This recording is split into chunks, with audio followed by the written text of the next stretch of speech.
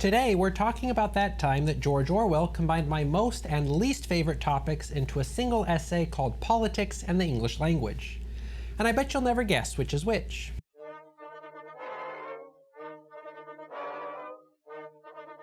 George Orwell wrote Politics and the English Language in response to what he saw as a decline in the quality of the English language during and after the Second World War, and he argued that that decline was the product of political and economic forces that were at work during that time. Of course, Orwell was a writer and commentator on language, so it's not really a surprise to hear that he had opinions about English and the ways that other people, like journalists and politicians, were mangling it. Even today, the world is full of people with overly strong opinions about other people's writing styles. But the problem was not just that he was having a hard time finding writers who suited his taste. For Orwell, the decline in language reflected and reinforced a larger societal decline, or as he put it, the language becomes ugly and inaccurate because our thoughts are foolish. But the slovenliness of our language makes it easier for us to have foolish thoughts. Orwell worried that the relationship between sloppy language and foolish thoughts had created a vicious cycle that in turn had produced a disgusting kind of political discourse. But he was also convinced that that process was reversible, so he wrote this essay in order to show the way forward and help people to find their way out of the miasma of political grossness by using language more thoughtfully. And boy did he ever write an essay. I read Politics in the English Language for the first time in high school, and I had always enjoyed writing, but this was one of the first times that I had thought about writing as a kind of deliberate craft. Of course, this essay is full of rules, which at the time I was only too eager to follow, but it also just offered a more general perspective on language that really changed the way that I thought through my own writing process. So today I want to walk through some of the big ideas in Orwell's essay and also talk about how his insights can be useful for us as we write. Now, we don't know too much about sloppy, disgusting political discourse these days, but Orwell still makes some good points, and who knows, maybe if politics were ever to get out of hand again, we could use some of his suggestions to make things a little bit better. Either way, a lot of what Orwell says in this essay will help to improve your writing even in the best of political times, so let's see what he's got to offer.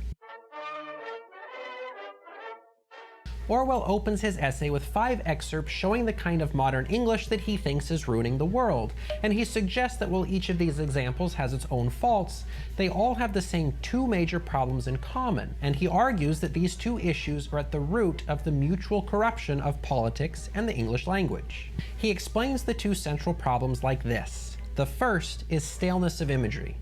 The other is lack of precision. The writer either has a meaning and cannot express it, or he inadvertently says something else, or he is almost indifferent as to whether his words mean anything or not. This mixture of vagueness and sheer incompetence is the most marked characteristic of modern English prose, and especially of any kind of political writing. As soon as certain topics are raised, the concrete melts into the abstract, and no one seems able to think of turns of speech that are not hackneyed. Prose consists less and less of words chosen for the sake of their meaning, and more of phrases tacked together like the sections of a prefabricated henhouse.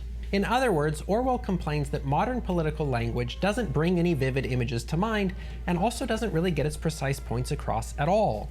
Writers using this sort of language tend to reproduce the phrases that they're used to hearing, rather than selecting the exact words that communicate what they're trying to say, and as a result, they don't really say anything new or meaningful.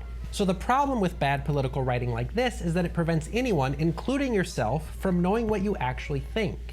If you don't pick out words that actually mean what you mean for them to mean, then your readers will only have access to a rough approximation of your thoughts. And if they're trying to respond to you based on their best guess at your position, then they'll probably end up missing the mark. So you'll have to respond to their best guess at what you said based on your best guess of what they said, and they'll have to respond to your best guess at their best guess at your best guess, and before you know it, everyone is going to be fighting about a problem that wouldn't have existed in the first place if you'd actually just taken the time to say what you actually meant. But that's enough hypothetical twists and turns. Let's take a look at a concrete example of how Orwell says this all works. To illustrate the problems of stale imagery and imprecise language, Orwell writes a translation of a well-known verse from Ecclesiastes, and the original goes something like this. I returned and saw under the sun that the race is not to the swift, nor the battle to the strong, neither yet bread to the wise, nor yet riches to men of understanding, nor yet favor to men of skill. But time and chance happeneth to them all. and his translation into modern English goes a little something like this. Objective considerations of contemporary phenomena compel the conclusion that success or failure in competitive activities exhibits no tendency to be commensurate with innate capacity, but that a considerable element of the unpredictable must invariably be taken into account. So what do you think? They both say essentially the same thing. Basically, that the things that happen to people have very little to do with their skill or capacity and a lot more to do with dumb luck, but they both go about it in very different ways. The original starts with a person standing under the sun and observing people in various competitions, and the second starts with objective considerations. The most basic difference here is that the first version is full of people and things, and the second one is only full of ideas. The first version gives you a series of experiences with the world, and the second one gives you a series of concepts to think about. And why do you think Orwell provided this example? Because examples and people and things are full of meaning and are easy to grasp, but pure abstract ideas are much harder to care about and also much harder to understand. After he makes this translation, Orwell explains, as I have tried to show, modern writing at its worst does not consist in picking out words for the sake of their meaning and inventing images in order to make the meaning clearer. It consists in gumming together long strips of words which have already been set in order by someone else and making the results presentable by sheer humbug. And by sheer humbug, I think he means that modern political English is less about making a point and more about sounding smart and impressive. And this kind of writing does sound pretty smart and impressive, you have to admit that. But then you also have to admit that it's much harder to understand and also a whole lot interesting when you really pay attention to it. And that's because it's just a big gummy mess of abstract ideas. But Orwell, doing his part to rise above the political mess, does not just point out the problems. As he concludes his essay, he also outlines some practical ways that writers can keep themselves honest and contribute to a healthier political discourse. He writes, "People who write in this manner usually have a general emotional meaning.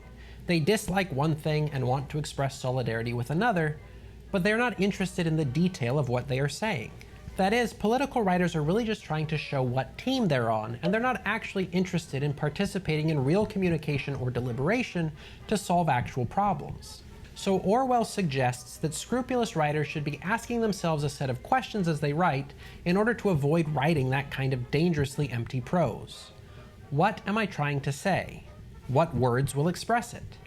What image or idiom will make it clearer? Is this image fresh enough to have an effect? Could I put it more shortly? Have I said anything that is avoidably ugly? In essence, Orwell says that writers should slow down and be deliberate about the things that they're writing. Instead of just putting down the first phrases that come to mind, Orwell urges writers to be absolutely clear about what they actually think and what they mean to say.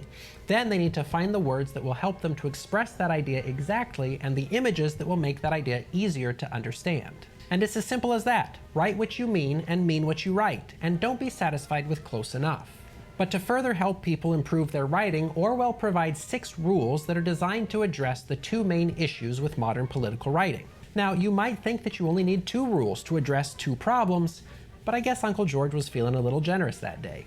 Anyhow, the first rule is never use a metaphor, simile, or other figure of speech which you are used to seeing in print. You know how the background picture of your phone or computer sort of becomes invisible over time? You see it so many times that it stops being interesting, and your brain just stops paying attention to it altogether. And it's the same thing with figures of speech. They should be used to make your writing more interesting, engaging, and understandable. If you rely on metaphors, similes, and other turns of phrase that you have seen other writers use, then it's like trying to get someone's attention with their own phone background. It's really just not going to work. So Orwell encourages writers to come up with figures of speech that are new and engaging. In other words, don't let other people write for you. Craft your own figurative language and then put it to good use. Second, Orwell says never use a long word where a short one will do, and that falls right in line with an emphasis on saying what you mean instead of writing to impress people. And I don't want to embarrass anyone, so I won't say too much about it, but just know that there's nothing more obvious than a thesaurus substitution. Synonyms aren't always interchangeable, and a short common word that's used well will always be more impressive than a big fancy one that's used incorrectly. Rule number 3 is, if it is possible to cut a word out, always cut it out. And really that's what revision is for. Your final draft should get to the point as quickly and efficiently as possible. Rule 4 states never use the passive voice where you can use the active. And I would say more about that, but I have a sneaking suspicion that there's a video out there somewhere that talks about this exact rule, and I can only hope that you'll find the one that I'm thinking of. And rule number 5 says never use a foreign phrase, a scientific word, or a jargon word if you can think of an everyday English equivalent. Again, the point here is to write to be understood, not to show off. If that specialized word is exactly the word you need to make your point, then by all means use it. But if it's just to be fancy, then maybe pick another one. Now at this point, you might be feeling like Orwell's list is a little overdone and pedantic. In fact, as helpful as these rules might be to inexperienced writers, I know I could pick a winning fight with any one of them. So it's important to remember that Orwell is talking about political writing specifically. These rules just won't apply in every context. For example, a scientific researcher is going to make much better use of scientific jargon and the passive voice than a political commentator ever could. But this is why I think Orwell's 6th rule is the true moment of brilliance in this essay. It could have all just been one grouchy man's rant against the decline of English language, capped off by a list of overly strict rules, and then this essay wouldn't have been that interesting. But for me, the 6th rule saves it all and makes the essay truly timeless. And now that I've built it up so much, it probably won't sound that exciting, but here it is anyway in all of its glory. Rule number 6. Break any of these rules sooner than say anything outright barbarous. Now isn't that just one of the best things you've ever seen? Orwell's rules are meant to help writers to write better sentences, but he also acknowledges that writing is not a rule-based activity. It's all situational, so he builds a release valve into the system and urges writers not to let his rules force them into writing stupid, ugly sentences. If there's a good reason to break one of the previous rules, do it.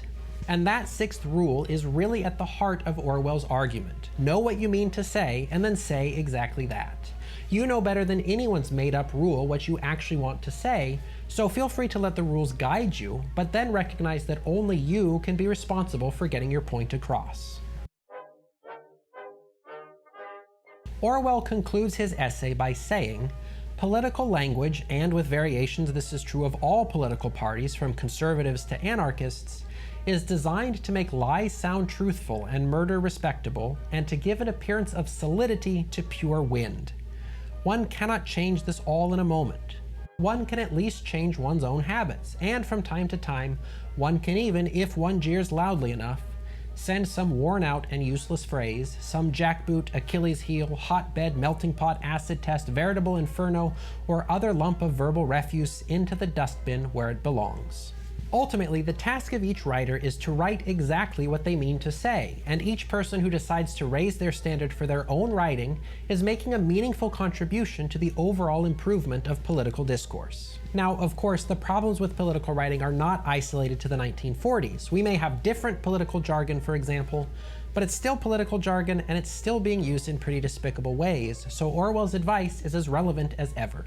And on some level, Politics in the English Language is an essay with the same mission as this channel, to help people to become more deliberate and effective writers so that we can all enjoy a more meaningful and responsible public discourse. So I'm glad you joined us today, and I hope you'll stick around for more, because, you know, not to be dramatic or anything, but the world kinda depends on it. As Orwell put it, what is above all needed is to let the meaning choose the word and not the other way around. So go write what you really mean, and I'll see you next week.